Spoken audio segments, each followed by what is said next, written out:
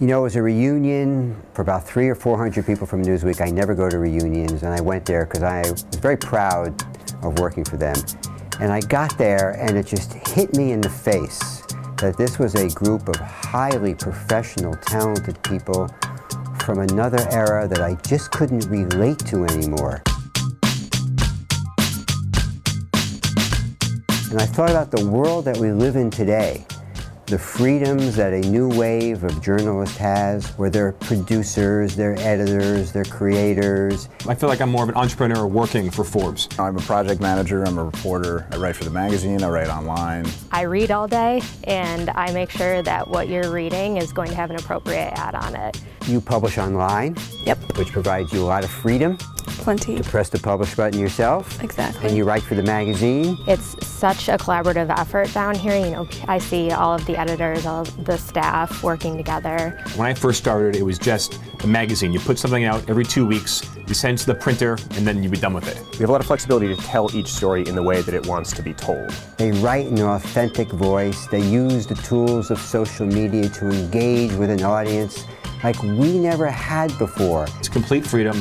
I get to use New York City as my playground. And if I see a good story, I can just do it in real time. We're not trapped in this sort of mode of, well, I have 8 column inches to fill, so I have to write an 8-incher. Opposed to pitching it and waiting 2 weeks and, you know, sometimes not enough space in the magazine. That doesn't work.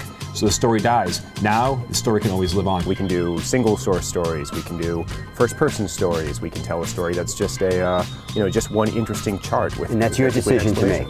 That's completely my decision to make. I wanted to know if it was scary to have the freedoms that they have today that I didn't have 25 years ago. It can be a little scary from time to time, yeah. What I do, it comes down to me, and I'm accountable for that. I do second guess myself, but that's what's great about being at an organization like Forbes.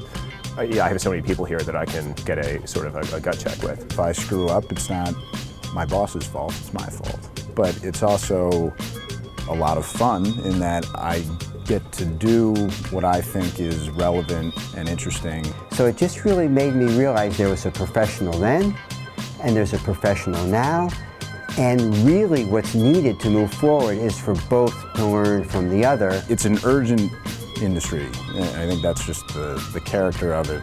We used to joke at the trade pub about hitting publish and your story going in sort of this black hole. And here I feel like a story lives, its life comes after you hit publish. A story has become a 24-hour job, at least when it first gets, kind of born.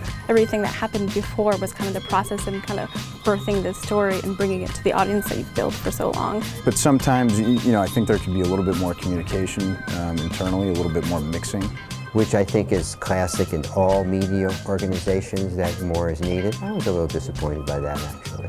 People will ask me questions like, well, doesn't it get annoying to you that some contributor is traipsing onto your beat? It does from time to time, but there's just as many times when I look at one of the contributors who's also writing on media and tech, and I say, that's great, and I story grab it. You're no longer just a reporter, nor are you just an editor, but you bring all those skills. What is it like to have that responsibility? When you build this following online, you build this brand, you almost build kind of a living organism, and you feel an obligation to the people that you've been writing for online every day. I like to be authentic, and I like to talk about things that maybe don't have to do exclusively with Forbes or my professional life. If you write really good stories and put really smart things on the web and in the magazines, your personal brand takes care of itself. But at the same time, I need to remember that because the @Forbes is under my Twitter bio, I am ultimately a reflection of the brand. This is all an evolution, and we've been at this for 2.5 years, and it was very rewarding to hear individuals accept that responsibility and to feel good about it, and to feel that they were actually, that there's a new kind of journalism out there, and they're the ones who are practicing it.